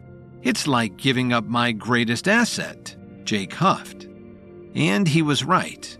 Kevin didn't have the specialized equipment to grow Vietnamese Brahmi from seed, but he would be able to grow and multiply it from an adult plant. He would have to convince Jake that he had no intention of doing that, whether or not he was being honest. "But I won't replant it, Jake. Come on. You know no one has the greenhouse to let that stuff thrive but you. Besides, I only need it for one pill. I have alternatives for everything else I create. My team isn't even experienced in working with Brahmi. There's no guarantee my experiment works." More lies. Kevin could make any herb work in his favor. He manipulated herbs so well that it was like he could speak to them. Jake wasn't giving in. "I want to trust you, man, but you know me. I don't trust anybody but myself, and I don't have time to come watch you use the herb in your lab and destroy the leftovers. Sorry, I can't give you any Brahmi." Kevin brought out the big guns. "Look, this isn't public knowledge yet, so I would appreciate it if you kept this between us. But I've created a new power pill. It's like the old one on steroids. I took it myself days ago and I'm still buzzing from it. I'm in better fighting shape than ever. I can give you that. I can give you a half dozen of them. I need this Brahmi. Help me out." Kevin would never beg like this in any other circumstance, but he was playing to Jake's soft spots. Jake needed to feel needed. "I don't see how I can let it happen, Kevin, but I'll get you next time, all right? Let's say I owe you one." Kevin knew that he could never come back to redeem this promised favor. Holding Jake to a promise was like trying to hold smoke in your hands. So he threw out one more attempt. "You said you could do it if you had time to watch me use it in the lab and throw out the extra, right? Well, we are fast-tracking the process and I could bring you over right now to watch. You'll be home by dinner. Come with me." Jake made a big show of thinking about this offer, but he finally relented. "All right, let me get changed." They made it back to Kevin's lab in under an hour, where Larry and Olivia had prepared a concoction that would become the new recovery pill. All that was left to do was to add the Vietnamese Brahmi, which Jake was holding protectively in a sealed jar full of hot steam. "You guys surely know about Jake Morris, don't you?" Kevin said as they all took a seat around the lab table. He had sent a text to them ahead of time to remind them to be on their most flattering behavior. Jake could change his mind at the drop of a hat, and Kevin would not give him a reason to do so. Of course. It's a pleasure to meet such a legendary Chicago figure. Olivia had her best hostess face on, and Kevin was thankful she laid it on so thick so he wouldn't have to. But he regretted it the instant Jake turned to Olivia. He looked her up and down like a piece of meat and said, "The pleasure is all mine, sweetheart. If I knew the lab was stocked with such sweet snacks, I would have come over sooner." He winked at Olivia, but not in an innocent way. It took everything in Kevin to not pull Jake up on that right away. He wanted to say, "Don't talk to her like that. Olivia is a gifted herbalist and you will treat her with respect." But he couldn't risk Jake getting offended and leaving. Olivia shot Kevin a look that said, "Don't worry about it." So they proceeded. Jake handed Kevin the clipping of Vietnamese Brahmi and watched as Kevin ground it up, measured it twice, and dropped it into the mixture. "There we go. Now we just wait for this to dry out and we'll pour it into a capsule. You'll have your recovery pill in a few hours," Larry said triumphantly. "Thank you, Larry, and thank you, Jake. We couldn't have done this without you," Kevin said through gritted teeth. Jake closed the jar on the extra Brahmi and clapped his hands together as if he had actually done something. "All in a day's work. Now if you'll give me those power pills you promised, I'll be going." Of course. Kevin went over to one of the Healing Art School students, Maura, who was producing more of the advanced power pills for their stocks. He grabbed a handful of them and, when no one was looking, opened the capsules and dumped out half of their contents. If Jake was going to come into his lab and act like a creep to his protege Olivia, he would only be getting diluted power pills. These would still work, but their effects would wear off quickly. Kevin stuck the weakened pills into a bottle and brought it back over to Jake. As promised, Jake took the bottle, held it up to the light, and counted the pills. "Pleasure doing business with you all. I'll be seeing you soon, I'm sure." With that, Jake took his jar and his pills and left the lab. Kevin breathed a sigh of relief. They had succeeded in making their recovery pills. Now he could get back to training. The epic clash was now just in a matter of hours, and Kevin knew that the entire future of his family rested upon his success in the contest. "Hey, are you okay? I'm so sorry about that. Jake is a creep, but we needed him. Don't worry, he's no longer welcome in this lab or around you." Kevin had pulled Olivia aside after Jake Morris left their lab. Kevin had only brought Jake there because their new recovery pills for the epic clash required a rare herb that only Jake had stores of. But in the process, Jake had made some passes at Olivia that had made Kevin want to jump into action and beat him up. Unfortunately, that hadn't been an option given Jake's temperament and Kevin's desperation for the herb. Olivia, however, was a tough woman, and she knew how to let the gross comments of gross men roll off of her like water off a duck's back. "I'm fine. He's hardly the worst I've ever dealt with. But thank you for checking in. You're one of the good ones, Kevin." Kevin shook his head. "I try to be. But basic human respect and decency shouldn't be such a challenge for men like that." "Yeah, well, that's not the world we live in, unfortunately," Olivia sighed.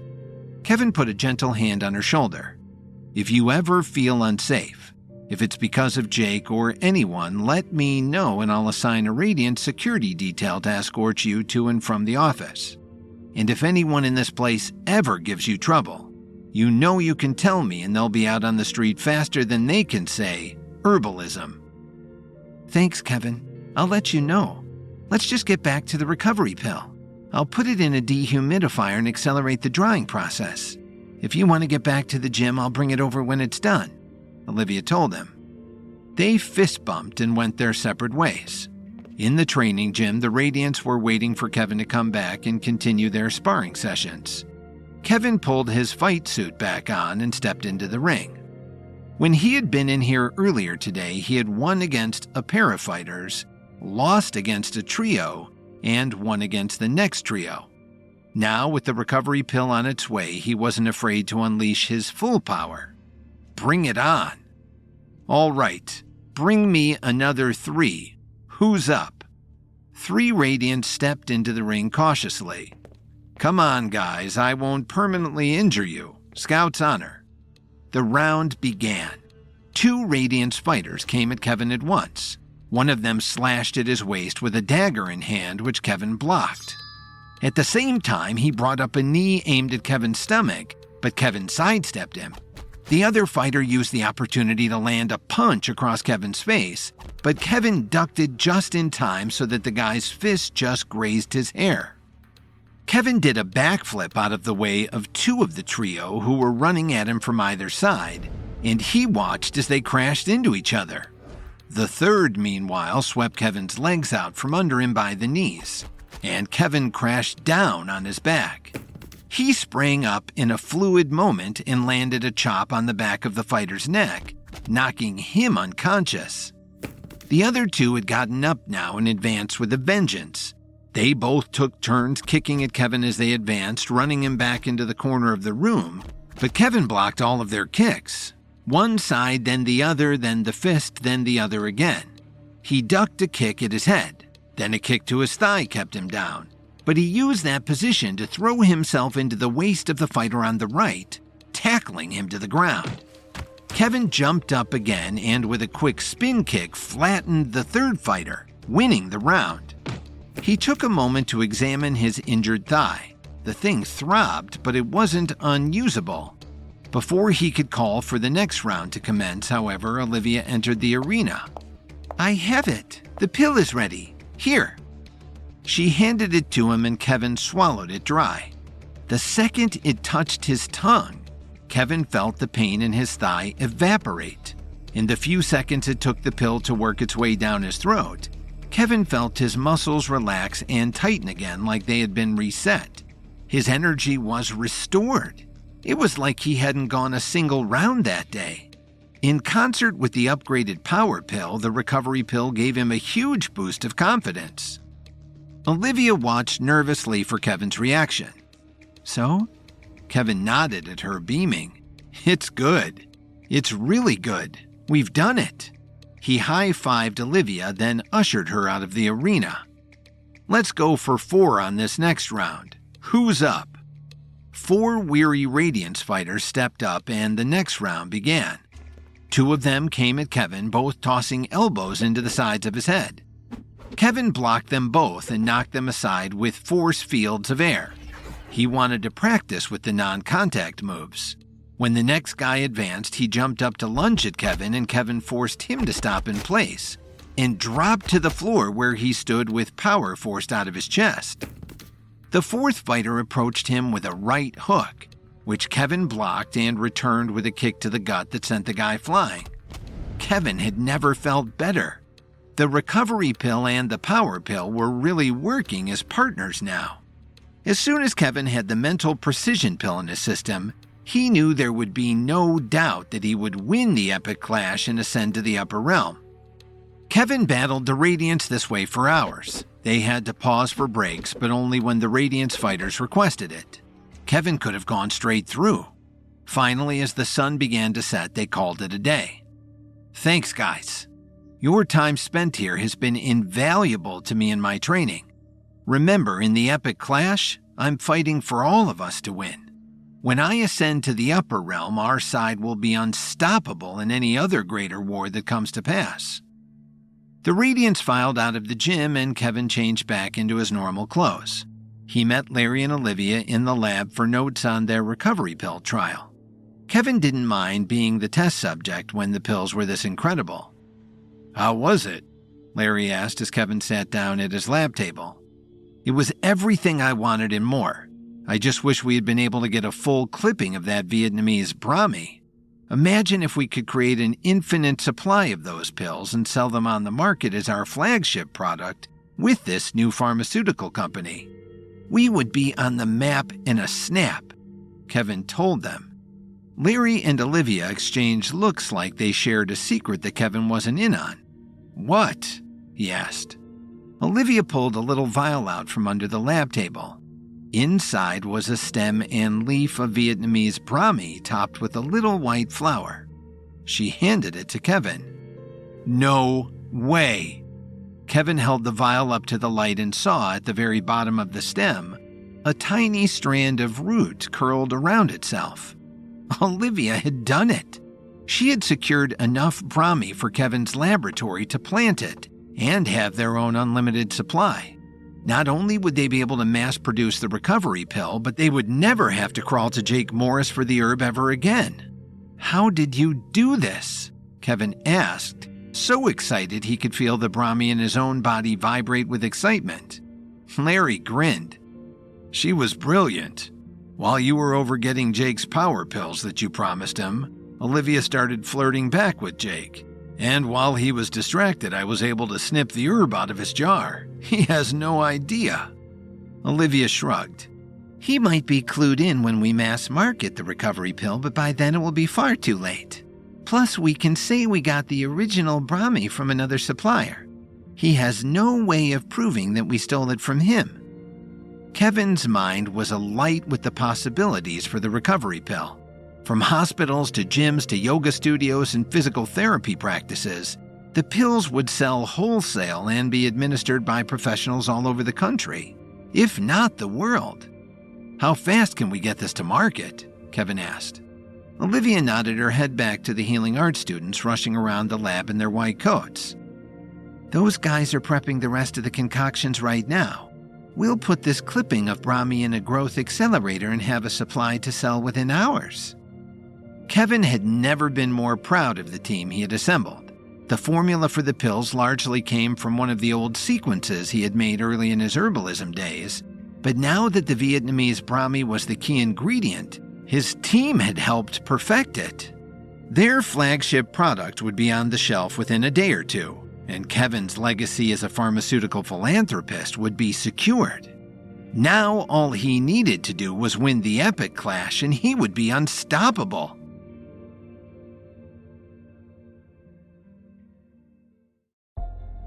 This just in.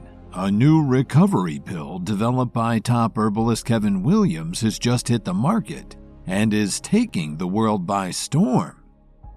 After receiving a sample from Jake Morris, Kevin had an unlimited supply of Vietnamese Brahmi, the key ingredient needed to develop his latest recovery pill. In just a few hours, with the help of Olivia and Larry, he had refined enough pills to release a batch to the public, and the reviews were sensational. In the days following the pill's release, Kevin's name was everywhere, advertised on TV, billboards, magazine covers, and the web. Before long, nearly everyone in the U.S. was desperate to get their hands on his new product. Not everyone was so pleased with Kevin's success, though. Tuning into the news from the Kessler compound, Mario and Ethan, who had been working together to bring Kevin down, seethed in silence as they bore witness to the wild success of Kevin's new pill. Sitting in front of a webcam, Olivia joined the live broadcast with a professional smile. Joining us now is one of Kevin's protégés, Olivia Rafferty. Welcome to the show, Olivia. Can you tell us a little more about this new wonder drug you've helped develop? Olivia nodded. Certainly. It would take me far too long to cover every detail about how the pill is refined, but in short, thanks to a special new ingredient, the recovery pill has the power to give whoever takes it an elevated sense of physical well-being and, of course, a rapid ability to recover from wounds and ailments. Our highest hope for the pill is that it can improve people's lives and help give them inspiration to take that next step, whatever it may be. The news anchor stared into the camera with a huge smile that seemed almost glued to his face. You hear that, folks? Help is on the way to turn that dream of yours into a reality. Get your recovery pill today. Just then, the TV switched off and Ethan threw the remote down in a fit of rage. How is he getting away with this? No matter what we do, he always seems to be one step ahead of us. In contrast to Ethan's outrage, Mario Kessler sat in a big leather chair with a calm expression on his face, lost in thought. If we really want to take him down, we have to develop a new strategy. You saw how he handled those 12 assassins we sent at him. Obviously, brute force isn't going to work. Having relied on brute force most of his life, Ethan wasn't sure what to think. "What are you suggesting?" Mario looked back at him with fierce determination in his eyes. "I'm suggesting that inside of attacking him from the outside in, we should find a way to destroy him from the inside out. There must be something he's hiding that we can use against him.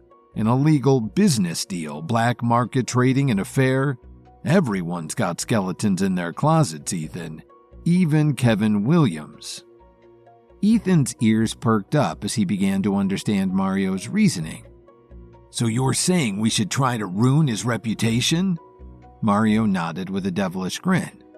"Precisely." Ethan let out a heavy sigh. "Seems like a good enough idea. I have to say, though, I was really looking forward to the front page news of his death." "Don't worry, that will come later. Once he's suffered a fall from grace, it will be much easier to swoop in and finish him off." Mario delighted in the thought. Committed to their new approach, Ethan crossed his arms and thought out loud. "So what exactly do you propose we do then?" "It's simple, Ethan. We eavesdrop. That penthouse apartment of his is so huge they won't even notice you're there. Once you're inside, you can plant some microphones and we can start listening in. Eventually, someone is bound to say something we can use against him." With that, Ethan headed out the door. "I'm on it." Meanwhile, Kevin continued to train with the Radiants in his private gym. The epic clash was just a few weeks away, and he had to train as much as he could before then to ensure his victory. However, since taking the recovery pill, Kevin had improved so greatly that people were nervous to fight him. "Come on, people. I'm not that scary, am I? Let's boost the number of challengers up to 6. That ought to give you a fighting chance." Everyone groaned, but eventually 5 warriors stepped into the ring. One of them charged forward and took a swing at Kevin, which he easily dodged and countered with a powerful dropkick. As another fighter stepped forward, he tried to trick Kevin into thinking he was swiping left before immediately swiping right. Spinning around his advance, Kevin lifted him up by the arm and slammed him over his shoulders, subduing him in the blink of an eye. The 4 remaining warriors glanced at each other, wondering who would be brave enough to go next. "Tell you what," Kevin said as he held up his finger. "This time I'll just use a single finger. Come on, let's give it a shot." With a pointed spear aimed at Kevin's chest, another fighter sheepishly stepped forward. After a deep breath, she lunged forward and plunged it at Kevin. Sidestepping to the left, Kevin flicked the spear out of her hands with just his finger, and with a single poke, sent her crashing into the wall. Thankfully, the gym was well padded and everyone's fight suits protected them from any serious harm. With a confident smile, Kevin wiggled his finger at the remaining challengers. "Not bad if I do say so myself. Come on, who's next?" Just then, Larry Barnes burst into the gym with a concerned look on his face. "Sorry to interrupt, but I just got off the phone with Leo Hayes. He's requested that you come and see him at the Healing Arts School right away. Sounds pretty urgent." Without stepping out of the ring, Kevin turned to him and frowned.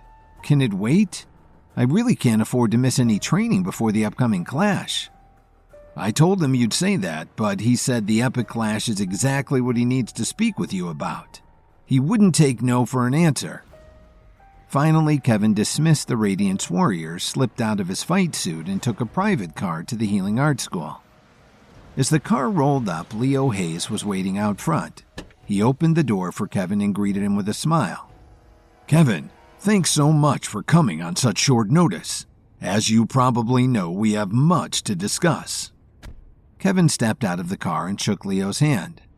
"Time is of the essence, Leo. As the epic clash grows near, every second counts as a moment I could be training. I trust that you've summoned me here for an important reason?" "Of course. I know better than to waste your time, Kevin. Come with me. We can discuss things inside with Wayne and Harley." After stepping inside, Leo led Kevin to his office where Wayne and Harley were waiting for them. Like an indoor jungle, Leo's office was furnished with plants, flowers, and herbs of all shapes and sizes. As Kevin entered the room, Harley turned to him and smiled. "Thanks for coming, Kevin. First of all, I just want to say that we're all very impressed with the recovery pill you just released. Using Vietnamese brahmi as the main ingredient was a true stroke of genius.